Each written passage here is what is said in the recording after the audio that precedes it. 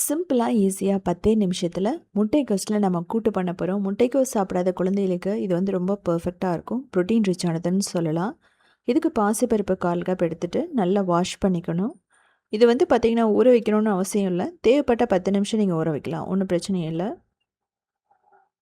இதுக்கப்புறமா வந்து பார்த்திங்க அப்படின்னா முட்டைக்கோஸ் எடுத்துக்கணும். நல்லா வாஷ் பண்ணிவிட்டு ஓரளவுக்கு தின்னான ஸ்ட்ரைப்ஸாக நீங்கள் கட் பண்ணிக்கணும். அப்போ தான் வந்து டேஸ்ட் இருக்கும். யூசுவலாக வந்து பார்த்திங்க அப்படின்னா முட்டைக்கோஸில் ஒரு ஸ்மெல் வரும்.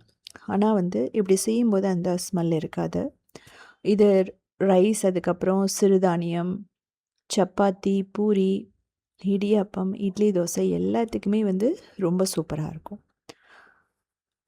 இது ஒரே ஒரு பொருள் தான் நம்ம போட்டு பண்ணுவோம். எக்ஸ்ட்ரா வந்து இதில் வந்து வெஜிடபிள் எதுவுமே போட மாட்டோம். இதில் விட்டமின் கே, சி, அதுக்கப்புறம் ஃபைபர் அதிகமாக இருக்குது. இன்ஃப்ளமேஷனை வந்து கம்மி பண்ணும். வெயிட் லாஸ் வந்து பார்த்திங்கன்னா பர்ஃபெக்டாக இருக்கும் இதை சாப்பிடும்போது. லோ கலோரி அப்படிங்கிறதுனால கண்டிப்பாக எடுத்துக்கலாம். ஹார்ட் ஹெல்த்துக்கு வந்து பார்த்திங்கன்னா ரொம்ப நல்லது. அது மட்டும் இல்லாமல் டைஜஷனுக்கு ரொம்ப நல்லது. குக்கரில் எண்ணெய் ஊற்றிட்டு கடுகு, கடலைப்பருப்பு, உளுத்தம்பருப்பு, ஜீரகம் இதெல்லாம் போட்டு நல்லா ரோஸ்ட் பண்ணிக்கலாம். இப்போது பச்சை மிளகாய் காரத்துக்கு ஏற்ற மாதிரி கருவேப்பிலை, வெங்காயம், பெருங்காயம், உப்பு தேவையான அளவு போட்டு நல்லா ரோஸ்ட் பண்ணணும். நீங்கள் தேவைப்பட்டால் சின்ன வெங்காயம் கூட போட்டுக்கலாம். ரொம்பவே நல்லாயிருக்கும் கூட்டுக்கு. பச்சை மிளகாய் பிடிக்கலைன்னா வரமிளகாய் போட்டுக்கலாம். இப்போ மஞ்சள் தூள், கொத்தமல்லி தூள், அதுக்கப்புறமா வந்து பார்த்திங்க அப்படின்னா மிளகாய் தூள், இதை போட்டுட்டு நம்ம முட்டைக்கோஸ் போட்டுருவோம். இது வந்து நல்லா வதக்கணும். இதோடு சேர்த்து நல்லா ரோஸ்ட் ஆனால் மட்டும்தான் அந்த ஃப்ளேவர் வந்து நல்லாயிருக்கும் உங்களுக்கு.